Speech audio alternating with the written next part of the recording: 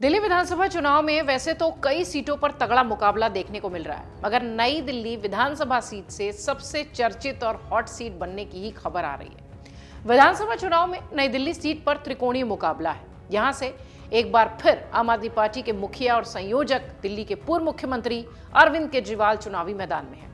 उनके सामने बीजेपी और कांग्रेस ने दो पूर्व मुख्यमंत्रियों के बेटों को टिकट देकर मुकाबला रोचक बना दिया है। यानी इन तीनों कैंडिडेट्स में एक शब्द कॉमन नजर आता है, वो है सीएम।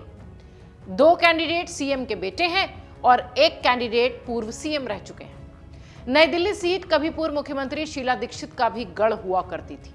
इस चुनाव में कांग्रेस ने अरविंद केजरीवाल के खिलाफ शीला दीक्षित के बेटे को ही चुनावी मैदान में उतारा है। इसी तरह बीजेपी ने पूर्व मुख्यमंत्री साहिब सिंह वर्मा के बेटे प्रवेश वर्मा को टिकट दिया है।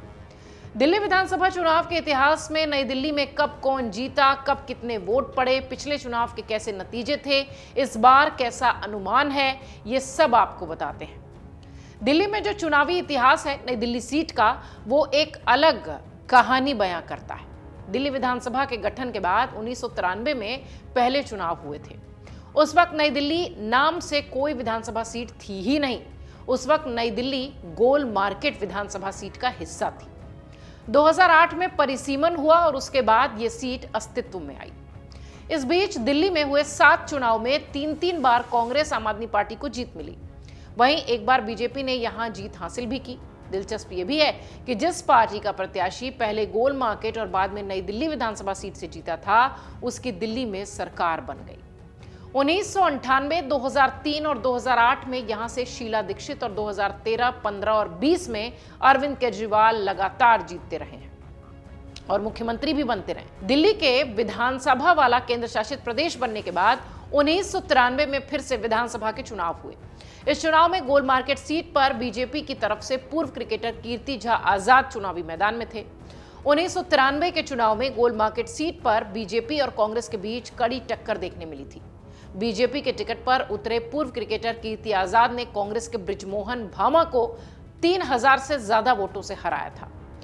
वहीं साल 1998 जब आया तो गोल मार्केट सीट पर दो दिग्गज चेहरों के बीच मुकाबला हुआ। जहां बीजेपी से मौजूदा विधायक कीर्ति आजाद उतरे तो कांग्रेस ने दिग्गज नेत्री शीला दीक्षित को चुनावी मैदान में उतारा। इस चुनाव में वोटर्स का साथ कांग्रेस को मिल गया। शीला दीक्षित ने बीजेपी के कीर्ति आजाद को 5000 से ज्यादा वोटों से शिकस्त दे दी।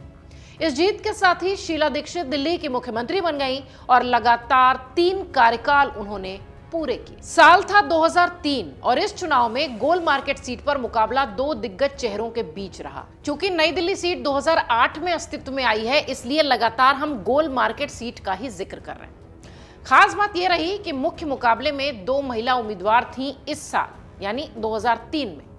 मौजूदा मुख्यमंत्री शीला दीक्षित कांग्रेस के टिकट पर और पूर्व क्रिकेटर कीर्ति आजाद की पत्नी पूनम आजाद बीजेपी के टिकट पर इस सीट पर उतरी थी और चुनावी बाजी फिर कांग्रेस ने ही मार ली, यानी मुख्यमंत्री शीला दीक्षित 12000 से ज्यादा वोटों से जीत गई। 2008 में हुए परिसीमन के बाद गोल मार्केट सीट नई दिल्ली नाम से अस्तित्व में आ गई। नए रूप में आई इस सीट पर चुनावी नतीजा नहीं बदला और एक बार फिर शीला दीक्षित विजयी हो गई। कांग्रेस के उम्मीदवार ने बीजेपी के विजय जौली को 13000 से ज्यादा वोटों से परास्त किया। दिल्ली की राजनीति के लिए साल 2013 एक अहम कड़ी साबित हुआ और इस चुनाव में मुकाबले में कांग्रेस बीजेपी के अलावा भ्रष्टाचार आंदोलन से निकली पार्टी आम आदमी पार्टी ने डंका बजा दिया। नई दिल्ली विधानसभा सीट पर मुकाबला काफी दिलचस्प रहा। कांग्रेस ने अपनी मौजूदा मुख्यमंत्री शीला दीक्षित को यहां से उतारा था। उनके सामने आम आदमी पार्टी के संयोजक अरविंद केजरीवाल उतरे। चुनाव नतीजे आए तो मुख्यमंत्री शीला दीक्षित चुनाव हार गई। आम आदमी पार्टी के मुखिया केजरीवाल ने 25000 से ज्यादा वोटों से उनको हराया और चुनावी बाजी अपने नाम की। आम आदमी पार्टी को 44000 से ज्यादा वोट मिले थे और मार्जिन समझिए 18000 के आसपास का वोट शीला दीक्षित के पाले में गया था। 2015 में फिर से दिल्ली में विधानसभा के चुनाव करवाने पड़े। 13-14 में अगर देखिए तो मात्र 49 दिन ही सरकार चली केजरीवाल की, उसके बाद वो इस्तीफा दे चुके थे। फरवरी 2014 में जब लोकपाल विधेयक पारित नहीं हो पाया तो अरविंद केजरीवाल ने दिल्ली के मुख्यमंत्री पद से इस्तीफा दे दिया। 2015 में फिर से चुनाव कराए गए और केजरीवाल की पार्टी ने 70 में से 67 सीटें जीतकर सत्ता में वापसी की, इतिहास रच दिया। इस चुनाव में नई दिल्ली सीट पर अरविंद केजरीवाल के सामने बीजेपी ने पेशे से वकील नुपुर शर्मा को उतारा था। इस चुनाव में केजरीवाल 31,000 से ज्यादा वोटों से विजयी हुए। आम आदमी पार्टी के उम्मीदवार को 57,000 से ज्यादा वोट मिले थे। 2020 के विधानसभा चुनाव में आम आदमी पार्टी ने फिर जबरदस्त जनादेश हासिल किया। आम आदमी पार्टी को 70 में से कुल 62 सीटों पर जीत मिली। नई दिल्ली के नतीजों की बात करें तो यहां से आम आदमी पार्टी की तरफ से मुख्यमंत्री अरविंद केजरीवाल ही थे और वही जीते थे। आम आदमी पार्टी प्रमुख ने बीजेपी नेता सुनील कुमार यादव को हराया था। लगभग 22,000 के आसपास के वोट थे।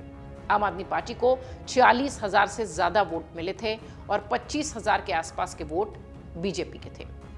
इस बार आम आदमी पार्टी नई दिल्ली सीट से पूर्व मुख्यमंत्री अरविंद केजरीवाल पर ही दाव लगा रही है, या यूं कहें कि वो खुद इस सीट से ही उतरे हैं। कांग्रेस ने पूर्व मुख्यमंत्री शीला दीक्षित के बेटे संदीप दीक्षित को उतारा है। इन चेहरों के कारण नई दिल्ली की जो सीट है वो हॉट सीट बन गई है। राज्य की मुख्य विपक्षी पार्टी बीजेपी ने पूर्व सांसद प्रवेश वर्मा को यहां से टिकट दिया है। प्रवेश वर्मा दिल्ली के पूर्व मुख्यमंत्री साहिब सिंह वर्मा के बेटे हैं। 14 से 24 तक पश्चिमी दिल्ली सीट पर बीजेपी के सांसद रह चुके हैं।